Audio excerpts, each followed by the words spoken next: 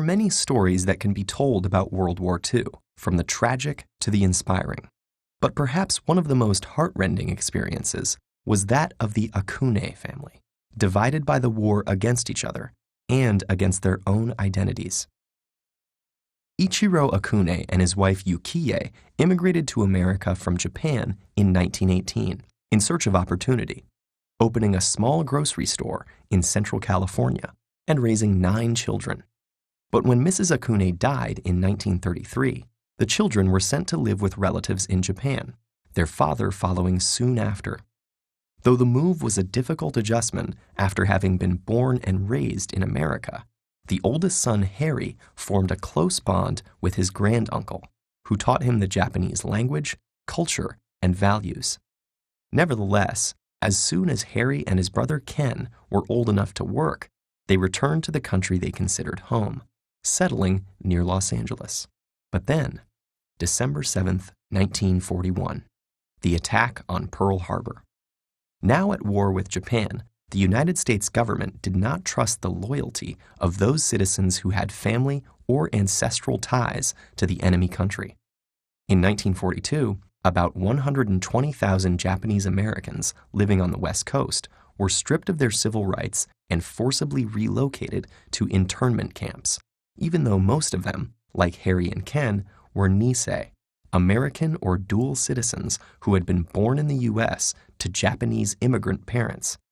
The brothers not only had very limited contact with their family in Japan, but found themselves confined to a camp in a remote part of Colorado.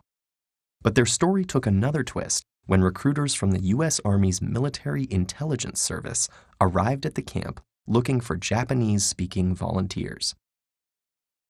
Despite their treatment by the government, Harry and Ken jumped at the chance to leave the camp and prove their loyalty as American citizens.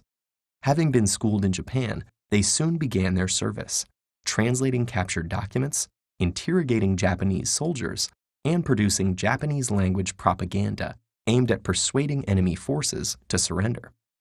The brothers' work was invaluable to the war effort, providing vital strategic information about the size and location of Japanese forces. But they still faced discrimination and mistrust from their fellow soldiers. Harry recalled an instance where his combat gear was mysteriously misplaced just prior to parachuting into enemy territory, with the white officer reluctant to give him a weapon. Nevertheless, both brothers continued to serve loyally through the end of the war. But Harry and Ken were not the only Akuna brothers fighting in the Pacific. Unbeknownst to them, 2 younger brothers, the 3rd and 4th of the 5 Akuna boys, were serving dutifully in the Imperial Japanese Navy, Sabuto in the Naval Air Force, and 15-year-old Shiro as an orientation trainer for new recruits. When the war ended, Harry and Ken served in the Allied occupational forces and were seen as traitors by the locals.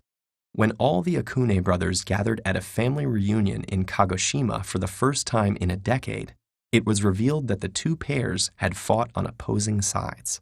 Tempers flared and a fight almost broke out until their father stepped in. The brothers managed to make peace, and Sabuto and Shiro joined Harry and Ken in California and later fought for the U.S. Army in Korea.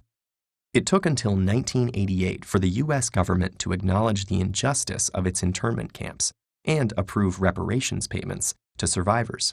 For Harry, though, his greatest regret was not having the courage to thank his Japanese granduncle who had taught him so much. The story of the Akuna brothers is many things: a family divided by circumstance, the unjust treatment of Japanese Americans, and the personal struggle of reconciling 2 national identities.